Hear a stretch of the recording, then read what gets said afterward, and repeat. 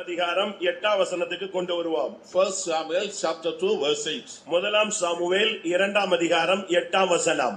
1 Samuel chapter 2 verse 8. அவர் சிறியவனை புழுதியிலிருந்து எடுத்து எளியவனை குப்பையிலிருந்து உயர்த்துகிறார். அவர்களை பிரபுக்களோடு உட்காரவும் மகிமையுள்ள சிங்காசனத்தை சுதந்தரிக்கவும் பண்ணுகிறார். பூமியின் அஸ்திவாரங்கள் கர்த்தருடையவைகள், அவரே அவைகளின் மேல் பூச்சக்கரத்தை வைத்தார். இங்கே சிறியவனை புழுதியில் இருந்து எடுக்கிறார். He raises up the poor out of the dust. எளியவனை குப்பையிலிருந்து உயர்த்துகிறார். He lifts up the beggar from the dunghill. அவர்களை பிரபுக்களோடு உட்கார வைக்கிறார். He sets them among the princes. அடுத்து மகிமையுள்ள சிங்காசனத்தை சுதந்தரிக்கவும் பண்ணுகிறார். He makes them inherit the glorious throne. ஒரு சாதாரண மனிதன் இந்த சிங்காசனத்துக்கு போக முடியுமா? Can an ordinary man go to this throne? இதுதான் இன்றைய message. This is today's message. ஒன்றுமே இல்லாதவன், A person who has nothing, தகுதியே இல்லாதவன், he is unworthy, எந்த மேன்மையும் இல்லாதவன், nothing great. பிறப்பிலும் சிங்காசனத்துக்குரியவன் அல்ல, வளர்ப்பிலும் சிங்காசனத்துக்குரியவன் அல்ல. By birth he does not belong to the throne, by his growth he does not belong to the ஆனால் throne. இந்த வசனம் சொல்லுகிறது, இது ஒரு தீர்க்கதரிசன ஒரு வசனம். This is a prophetical verse. ஒண்ணுமில்லாதவனை அவர் எடுக்கிறார்.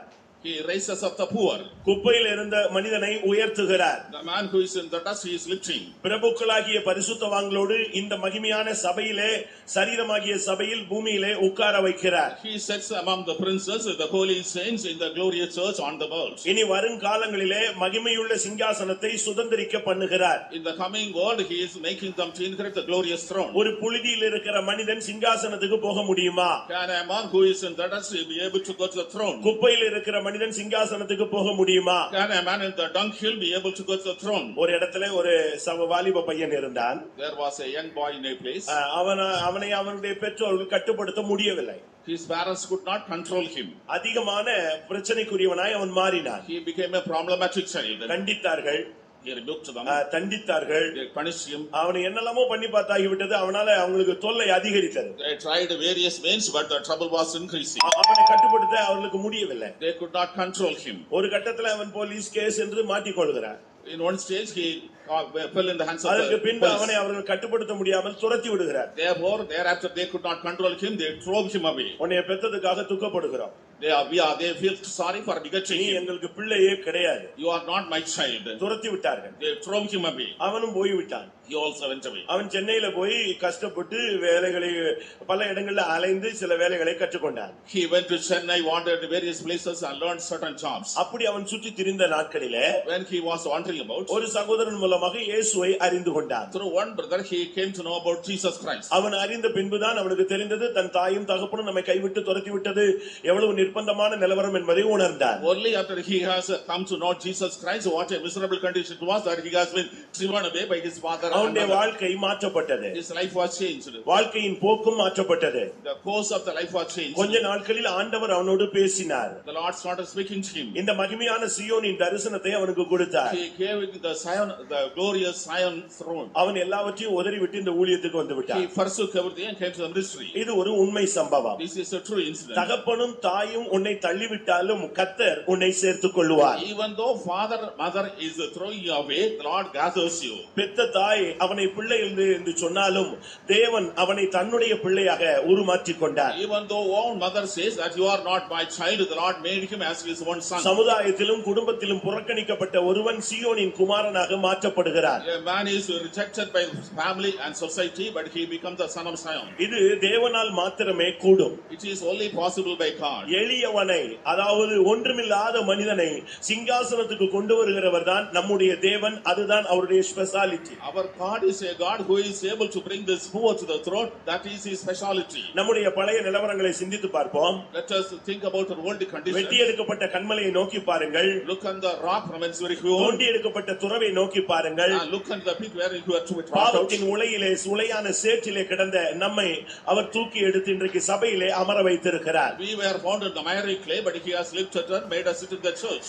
நாமும் இன்றைக்கு சொல்ல போனால் பாவிகளிலே பிரதான பாவி என்று பவுலை போல சொல்லலாம். As we can say, just like Paul, we are the chiefest among all sinners. எனக்கும் இந்த மார்க்கத்துக்கும் இந்த பரிசுத்தத்துக்கும் இந்த தெய்வீகத்துக்கும் எந்தவித தொடர்பும் இல்லாதவன், எந்தவித தகுதியும் இல்லாமல் கிடந்த ஒரு ஆள் என்று ஒத்துக்கொள்ளுகிறவர்கள் கரங்களை உயர்த்தி அல்லேலூயா சொல்லுங்கள். Hallelujah.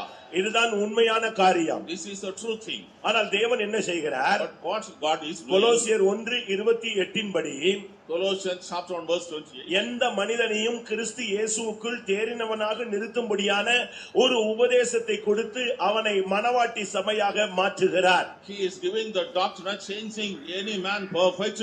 He is making a part of the glorious bridal church. அடிமை தேசத்திலே அடிமையாக இருந்ததான ஒரு எஸ்தருக்கு மனவாட்டியின் அந்த ராஜஸ்திரியின் ஸ்தானத்தை தேவனால் கொடுக்க முடியுமானால், அருமையான சகோதரனே சகோதரியே, உங்களுடைய நிலவரம் இந்த மாலை வேளையில எவ்வளவு தரம் கெட்டு இருந்தாலும் உங்களையும் மகிமையுள்ள மனவாட்டி சபையாய் தேவனுடைய இரத்தம், தேவனுடைய வல்லமை, இயேசுவினுடைய புண்ணிய இரத்தத்துக்கு அதை மாற்றக்கூடிய ஒரு சக்தி உண்டு. If it was possible for the bondwoman Esther to be brought to the throne by human society, is it not possible by the Almighty God to bring you to glorious throne, whatever your condition may be in this world? பவுலாய் மாற்றின அந்த வல்லமை, The power which changed Saul as Paul. பிரயோஜனம் இல்லாமல் இருந்த ஒனேசிமை பிரயோஜனம் உள்ளவனாய் மாற்றினவர். Onesimus was unprofitable, but he was made profitable. இன்றைக்கும் நம்மை மகிமையுள்ள சிங்காசனத்துக்கு கொண்டு செல்ல வல்லவராய் இருக்கிறார். He is capable of taking us a glorious throne. ஒரு சாதாரண மனிதனை அவரால் உயர்த்த முடியுமா? Can he lift an ordinary man? நான் அதை குறித்து உங்களுக்கு சில வேதத்திலிருந்து சிலரை நான் முன்னாக வைக்க விரும்புகிறேன். I want to quote certain instances from the Bible for us. தானியேலின் புத்தகத்தை பார்க்கும் பொழுது, In the book of Daniel, தானியேல் ஒரு வாலிபன், Daniel was a young man. அவன் ஒரு அடிமை, He was a slave. அவன் பிடிக்கப்பட்டவன், He was caught. அவனுக்கு ஒரு வாய்ப்பு கிடைத்தது. He got a chance, opportunity. ராஜ போஜனத்தை புசித்து சுகபோகமாய் வாழ்கிற ஒரு வாழ்வு அவனுக்கு கிடைத்தது. He got a life to royal meat and lead a luxurious life. அவனுக்கு அந்த வாய்ப்பை தேவன் கொடுத்தார் என்று நாம் சொல்லலாம். We can say God himself gave him this opportunity. ஆனால் அந்த சூழ்நிலையிலே அவனை அவர் சிங்காசனத்துக்கு கொண்டு போக மறைமுகமான ஒரு திட்டத்தை வைத்திருந்தார். But in that situation, the Lord has kept a hidden plan in order to take him to the throne. ஒரு சாதாரண மனிதனை தேவனால் சிங்காசனத்துக்கு கொண்டு போக முடியுமா என்பதற்கு நான் 2-3 காரியங்களை உங்கள் முன்னாக வைக்க விரும்புகிறேன். I want to place below 2 or 3 instances to prove that is it possible for a God to take an ordinary man to the throne. எப்படி இருந்தால் ஒரு மனிதன் சிங்காசனத்துக்கு வர முடியும்? What should be the condition of man to come to the throne? தானியேலுடைய புத்தகம் 5ஆம் அதிகாரம் 16ஆம் வசனத்திலே ராஜா சொல்லுகிறான், நீ இந்த காரியத்தை வெளிப்படுத்தினால் நீ ராஜ்யத்திலே 3வது இடத்துக்கு வர முடியும். In the book of Daniel chapter 5 verse 16, the king says, if you are able to reveal this secret, you will be able to come the 3rd position in this kingdom. நீ ராஜ்யத்திலே 3ஆம் அதிபதியாய் இருப்பாய். You will be the 3rd ruler in this government. இவனுக்கும் இந்த தேசத்துக்கும் எந்த சம்பந்தமும் கிடையாது. He did not have any contact with his country. இவனுக்கும் இந்த ராஜ குடும்பத்துக்கும் எந்த தகுதியும் கிடையாது. He did not have worthiness to become a part of this royal throne. அரசாட்சி செய்கிற அளவிலே எந்த விதமான மெச்சூரிட்டியும் அவனுக்கு கிடையாது. He did not have a maturity to have this dominion. எந்த சூழ்நிலையும் அவனுக்கு ஒத்து போகிறதே கிடையாது. No situation was adjustable to him. இப்படிப்பட்ட சூழ்நிலையில் தான் அவன் வாலிபனாக அந்த தேசத்திலே பிடிக்கப்பட்டவனாய் காணப்பட்டான். In such a situation, he was caught as a young man. He was subordinate to that kingdom. ஆனால் அவன் தேவனுக்கு பிரியமானவனாய் இருந்தான். But he was a man pleasing to God. ஒன்றை நீங்கள் புரிந்து கொள்ள வேண்டும். You should understand one thing. வசதிகள் வாய்ப்புகள் இன்றைக்கு வரும், நாளைக்கு போகும், நாளை மறுநாள் வரும். Riches and facilities may come today, tomorrow it will go, the day after tomorrow again it will come. வாழ்க்கை ஏற்றத்தாழ்வுகள் நிறைந்தது. Life is full of ups and downs. ஒரு சிலருக்கு கர்த்தர் கொடுத்து பார்க்கிறார், அவர்கள் போய் விடுகிறார்கள். The Lord gives to certain people, they go away. CPM சபையை குறித்த பழைய ஒரு வார்த்தை உண்டு. Regarding CPM church, there is an old verse. ஆரம்ப காலங்களிலே இந்த சபைக்கு தேவன் கொடுக்காமல் சோதித்தார். வறுமையினாலே, தரித்திரத்தினாலே ஊழியம், சபை, ஜனங்கள் சோதிக்கப்பட்டார்கள். In the beginning days, the Lord was trying this church without giving anything. The church was undergoing suffering because of poverty and penury. ஆனால் இன்றைக்கு உள்ள நிலவரம் அப்படி அல்ல. But the condition prevailing today is different. தேவன் தன்னுடைய கான்செப்டை மாற்றி இருக்கிறார். The Lord has changed his concept. இப்பொழுது நடக்கிற சம்பவம் என்ன? What is the instant taking? ஊழியர்களுக்கும் ஜனங்களுக்கும் தேவன் அளவில்லாமல் கொடுக்கிறார், கொடுத்து சோதிக்கிறார். இவர்கள் இதில் உண்மையாக இருக்கிறார்களா? The Lord is giving limitless to the believers and the servants of God, and he is trying to prove whether they are faithful in it. ஆனால் தரிசனமற்ற விசுவாசிகளும் ஊழியர்களும் என்ன செய்கிறார்கள்? இவர் கொடுத்து சோதிக்கிறார் என்பதை தெரியாமல் நாம் பட்ட கஷ்டத்துக்கு கர்த்தர் நமக்கு கொடுக்கிறார், அனுபவிக்க என்று நின்று எண்ணிக்கொள்ளுகிறார்கள். What is the thought of the believers and servants who do not have vision?